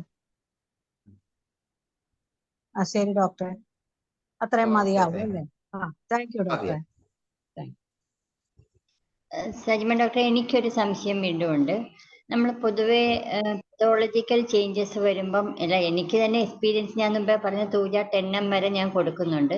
എങ്കിലും പൊതുവെ പറയുന്ന ഒരു കാര്യം, പതോളജിക്കൽ ചേഞ്ചസ് ഉള്ള കേസുകളിൽ ഹയർ പൊട്ടൻസി കൊടുക്കാൻ പാടില്ല എന്നിങ്ങനെ പറയുമല്ലോ, റിപ്പീറ്റ് ചെയ്യാൻ പാടില്ല. അപ്പൊ ആ ഡോക്ടറുടെ എക്സ്പീരിയൻസിൽ പലപ്പോഴും അവര് പല മരുന്നുകളും കഴിച്ചിട്ടുണ്ടാകും. പ്രത്യേകിച്ച് നമ്മുടെയൊക്കെ അടുത്ത് എന്തെങ്കിലും ഒരു അലോപ്പതി ട്രീറ്റ്മെന്റ് എടുക്കാൻ വരില്ല. അപ്പൊ അതിനെ കടപിടിക്കാൻ തൂജ 10M വരെ ഒരു അപകടവും ഇല്ല.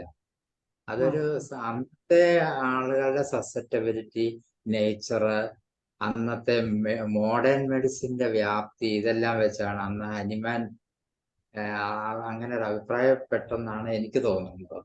അപ്പം അതുകൊണ്ടാണ് ഇന്നത്തെ ഒരു സമകാലികമായിട്ട് അഡ്വാൻസ് യുഗത്തില് നമ്മുടെ മനുഷ്യരുടെ capacity to maintain external influence and sedentary levels ഒക്കെ നോക്കുമ്പോൾ നമ്മള് പൊട്ടൻസിയുടെ കാര്യത്തില് ഒരു പുനർചിന്തനം ആവശ്യമാണെന്ന് എനിക്ക് തോന്നുന്നു. പ്രത്യേകിച്ച് പാതോളജിക്കൽ കേസിലൊക്കെ, പ്രത്യേകിച്ച് മൾട്ടിമിയാസ്മാറ്റിക് ലെവലിലൊക്കെ ഉള്ള ഡിസീസുകൾക്കൊക്കെ വേണ്ടി വരും. അതുപോലെ തന്നെ ഈ എക്സ്റേസ് അല്ലാതെ ബ്ലഡിൽ നമ്മൾ CA നോക്കാം, അതല്ലാതെ വേറെ ഏത് ടെസ്റ്റ് ആണ് നോക്കാൻ ബ്ലഡില്? Bone cancer. ബോൺ ക്യാൻസറിന് നമ്മൾക്ക് സിറ ആൽക്കലൈൻ ഫോസ്ഫറ്റേസ് ആണ് മെറ്റാസ്റ്റാസിസ് ലെവലിൽ സാധാരണ നമ്മൾ നോക്കാറുള്ളത്. പിന്നെ പലപ്പോഴും MRI, CT, PET, അത് പലപ്പോഴും നമുക്കൊരു പുവർ പീപ്പിൾസിനോടൊന്നും അതങ്ങനെ പറയാൻ പറ്റില്ല. നമ്മളെ അടുത്ത് ട്രീറ്റ്മെന്റ് വരുമ്പോൾ അവരുടെ ഒരു ഡയഗ്നോസ്റ്റിക് ടൂളിൽ ലിമിറ്റ് ചെയ്തുകൊണ്ട് വേണം നമ്മൾ ആളുകളോട് ട്രീറ്റ് ചെയ്യാൻ തുടങ്ങാനുള്ളത്. നമ്മുടെ അടുത്ത് വന്നാൽ പെറ്റ് സ്കാൻ അഡ്വൈസ് ചെയ്യാൻ പറ്റിയായിരുന്നല്ലോ. അപ്പം bone specific alkaline phosphatase, BAP എന്നായിരുന്നു പറയുന്ന ടെസ്റ്റ്. ബോൺ സ്പെസിഫിക് ആൽക്കലൈൻ ഫോസ്ഫറ്റേസും ഓസ്റ്റിയോകാൽസിൻ, പ്രോ കൊളാജൻ പെപ്റ്റിഡൈസ്, ഈ 3 ടെസ്റ്റാണ് നമ്മൾ കൂടുതലും നോക്കേണ്ടത്. പറയണോ ഒന്നുകൂടെ? പറഞ്ഞാട്ടെ സാർ, എനിക്ക് കിട്ടി, ബാക്കിയുള്ളവർക്കൂടെ. ബോൺ സ്പെസിഫിക് ആൽക്കലൈൻ ഫോസ്ഫറ്റേസ്, അതുപോലെ ഓസ്റ്റിയോകാൽസിൻ, അതുപോലെ പ്രോ കൊളാജൻ പെപ്റ്റിഡൈസ്, ഇത് കൂടുതലും. അതുപോലെ ചില റയർ കേസിൽ ലാക്ടേറ്റ് ഡീഹൈഡ്രോജനൈസ്, എവിൻ സാർക്കോമയ്ക്കൊക്കെ ലാക്ടേറ്റ് ഡീഹൈഡ്രോജനൈസ് തന്നെയാണ് നോക്കേണ്ടതായിട്ട് വരും. പിന്നെ x ray, MRI, CT, bone scintigraphy, bone ഡെൻസിറ്റിയുടെ ഒക്കെ കിടക്കുന്ന ഈ ലെവലിലേക്കൊക്കെയാണ് അതിന്റെ ഡിസ്കവറി. ഇന്നിപ്പോ ആധുനിക യുഗം ആകുമ്പോൾ കൂടുതലും നമ്മൾ MRI, CTയിലേക്കൊക്കെ പോകുന്നേ ഉള്ളൂ. ഈ ബ്ലഡ് ടെസ്റ്റ് മറക്കാതെ നോക്കുന്നത് നല്ലതാണ്.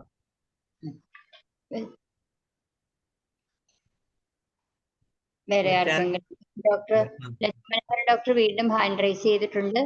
അതെ അതെ, അത് പറയാൻ വേണ്ടിയായിരുന്നു. ഡോക്ടറെ ഹലോ, ഹാൻഡ് റൈസ് ചെയ്തിരിക്കുന്നു. ഇല്ല, അത് നേരത്തെയാ ഡോക്ടറെ, നേരത്തെയാ. ശരി ശരി. ശരി. ലോവർ ചെയ്ത്. ഇനി ആർക്കെങ്കിലും സംശയങ്ങൾ ഉണ്ടെങ്കിൽ ഡിസ്കഷനിൽ പാർട്ടിസിപ്പേറ്റ് ചെയ്യാലോ. ഡോക്ടറെ, ഇത് തന്നെ കുട്ടികളിലാണെങ്കിൽ എങ്ങനെയാണ് ഈ ബോൺ ക്യാൻസർ? ഇതിൽ എന്തെങ്കിലും ട്രീറ്റ്മെന്റിൽ വ്യത്യാസം വല്ലോ വരുത്തണോ? കുട്ടികളിലാണെങ്കിൽ പ്രത്യേകിച്ച് ട്രീറ്റ്മെന്റിന് വ്യത്യാസപ്പെടുത്തേണ്ട കാര്യമൊന്നുമില്ല സാറേ. ഈ പ്രോട്ടോകോളിൽ തന്നെ പോകാന്നേ ഉള്ളൂ. കാരണം നമ്മുടെ മരുന്നുകൾ കുട്ടികൾക്ക് കൂടുതൽ ആക്റ്റീവായിട്ട് വരുന്നതാണല്ലോ. അപ്പൊ അതിന്റെ ഒരു ഡോസേജ് പോലും ഹയർ പൊട്ടൻസി കൂടുതലും കുട്ടികൾക്ക് നല്ലത്. മനസ്സിലായി. ഇനി ആർക്കെങ്കിലും സംശയങ്ങൾ എന്തെങ്കിലും ഉണ്ടോ?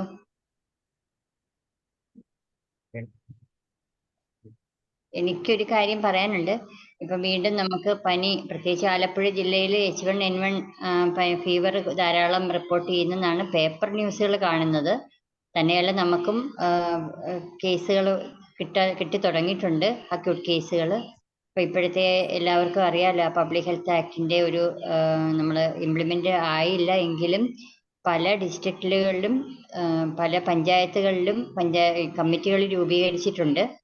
അപ്പം അത് പ്രൈമറി ലെവലിൽ, അപ്പം ഇതിനകത്ത് സർവീസിലുള്ള ഡോക്ടേഴ്സ് ആരെങ്കിലും ഉണ്ടെങ്കിൽ അത് പറയാൻ പറ്റുമായിരിക്കും. ഇതൊന്ന് പറഞ്ഞു കഴിഞ്ഞിട്ട് സൂര്യ ഡോക്ടർ ചോദിച്ചിട്ടുണ്ട്, can you please repeat the blood test again എന്ന്. ഞാനിതൊന്ന് പറഞ്ഞു നിർത്തിക്കോട്ടെ സൂര്യ ഡോക്ടറെ, ഇപ്പോൾ ഉടനെ പറയാം. അപ്പോൾ അതുകൊണ്ട് ഫീവർ കേസുകൾ വരുമ്പം നമുക്ക് ഇതുവരെയും എവിടെയും റിപ്പോർട്ട് ചെയ്യണം എന്നൊരു ഇൻസ്ട്രക്ഷൻസ് കിട്ടിയിട്ടില്ല. എങ്കിലും എല്ലാവരും നല്ലതുപോലെ തന്നെ അത് റെക്കോർഡാക്കുക എന്നുള്ളതാണ് എൻ്റെ ഒരു റിക്വസ്റ്റ് ഉള്ളത്. അതാരും മറന്നു പോകരുത്. ഓരോ കേസുകൾ അവരുടെ അഡ്രസ്സും ഫോൺ നമ്പരും സഹിതം എന്തെങ്കിലും പാരസെറ്റമോളോ അങ്ങനെ എന്തെങ്കിലുമൊക്കെ കഴിച്ചിട്ടുണ്ട് ഡീറ്റെയിൽഡ് ആയിട്ട് നമ്മളുടെ കേസ് ഡയറിയിൽ നോട്ട് ചെയ്യണം എന്ന് എനിക്കൊരു റിക്വസ്റ്റ് ഉണ്ട്. അപ്പോൾ സൂര്യ ഡോക്ടർ ആ ബ്ലഡ് ടെസ്റ്റ് ഒന്നും കൂടി റിപ്പീറ്റ് ചെയ്യുമോ എന്ന് റിക്വസ്റ്റ് ചെയ്തിട്ടുണ്ടേ. Surya doctor, bone specific alkaline phosphatase, osteocalcin, pro collagen peptides. Okay,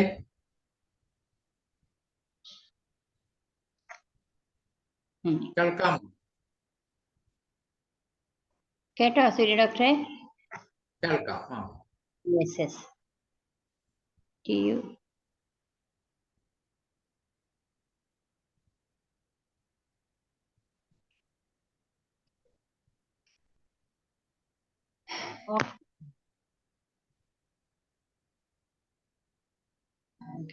ഇനി ആർക്കെങ്കിലും സാറ് ഫുഡിന്റെ കാര്യത്തിൽ എങ്ങനെയാണ്?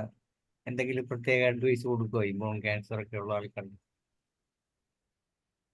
പ്രത്യേകിച്ച് ഇതിൻ്റെ അകത്ത് ഒരു ഡയറ്ററി ലെവലിൽ ബോൺ ക്യാൻസറിന്റെ ലെവലില്, പ്രൈമറി ബോൺ ക്യാൻസറിന്റെ ലെവലില് നമ്മൾ കാൽസ്യം എസ് ആണ് വരുന്നത്. അപ്പൊ അതിനെ മെയിൻറ്റെയിൻ ചെയ്യാൻ വരുമ്പോൾ ആ കാൽസ്യം റിച്ച് ആയിട്ടുള്ള ഫുഡുകൾ അവോയ്ഡ് ചെയ്യാനായിട്ട് വരും. പ്രത്യേകിച്ച് omega-3 ഫാറ്റി ആസിഡ്സ് ഒക്കെ വളരെയധികം ശ്രദ്ധിച്ച് വേണം നമ്മൾ കഴിക്കുവാൻ. അതുപോലെ തന്നെ വൈറ്റമിൻ ഡിയുടെ ലെവലൊക്കെ വളരെയധികം ശ്രദ്ധിച്ച് വേണം നമ്മളത് കൈകാര്യം ചെയ്യാൻ. ബോൺ ക്യാൻസറിന് എപ്പോഴും കാൽസ്യം ആവശ്യമാണ് എന്ന് പറയും. തിന്നിങ് ബോണിന് കാൽസ്യം ആവശ്യമായി വരുമ്പോഴും ഒരു പതോളജിക്കൽ ലെവലിൽ വരുമ്പോൾ നമ്മൾ കാൽസ്യത്തിന്റെ ലെവല് വളരെയധികം നോക്കിയേ നമ്മൾ ട്രീറ്റ്മെന്റിലേക്ക് മുതിരാവുള്ളൂ, അല്ലെങ്കിൽ അത് വിപരീത അനുഭവം ഉണ്ടാക്കിയെടുക്കും. ഡോക്ടർ പറയുന്നത് ഈ ബോൺ ക്യാൻസർ കാൽസ്യത്തിന്റെ ലെവൽ കൂടി നിൽക്കുന്നതാണോ കുറഞ്ഞു നിൽക്കുന്നതാണോ? കൂടി നിൽക്കും. ബോൺ ക്യാൻസർ ആയി കഴിയുമ്പോൾ കോംപ്ലിക്കേഷൻ വരുന്ന കൂടുതലും അങ്ങനെയല്ലേ, കുറയല്ലോ. ബോൺ ഡെൻസിറ്റി ആണ്, ബോൺ ഹൈപ്പർ കാൽസ്യമി ആണ് വരുന്ന കൂടുതലും കേട്ടോ. ശരി സൂര്യ ഡോക്ടറെ, സജിമ ഡോക്ടർക്ക് നന്ദിയും കൂടെ പറഞ്ഞ് നമുക്ക് ഈ സെഷൻ, വളരെ പ്രയോജനകരമായ ഈ സെഷൻ നമുക്ക് വൈൻഡപ്പ് ചെയ്യാം. സൂര്യ ഡോക്ടർ നന്ദിയും കൂടെ പറഞ്ഞ്.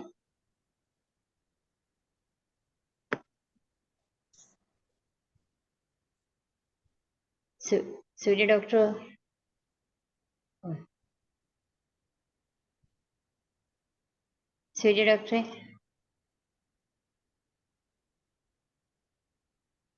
ഓക്കെ ഡോക്ടർ, നല്ലൊരു ക്ലാസ് ആയിരുന്നു. ക്യാൻസർ കേസസ് നമുക്കും ഇതുപോലെ ട്രീറ്റ് ചെയ്യാമെന്നുള്ളൊരു വലിയ ആത്മവിശ്വാസത്തിലാണ് ഞാനും. ഒത്തിരി കേസസ് നോക്കുന്നുണ്ട്. പക്ഷെ അതിന്റെ ഇത്രയും ഡീപ്പായിട്ടുള്ള ഒരു ക്ലാസ് എടുത്ത സജിമോൻ ഡോക്ടർക്ക് വളരെ നന്ദി. IPHന്റെ പേരിലും എൻ്റെ വ്യക്തിപരമായ പേരിൽ താങ്ക് യു.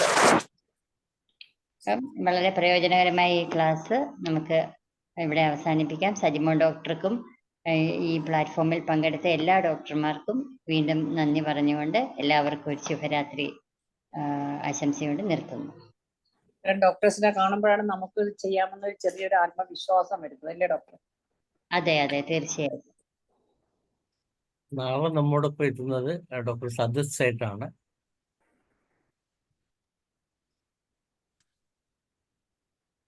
ശരി വൈൻഡപ്പ് ചെയ്യാമല്ലോ. വൈൻഡപ്പ് ചെയ്യാൻ ദിനേശ് ഡോക്ടറെ.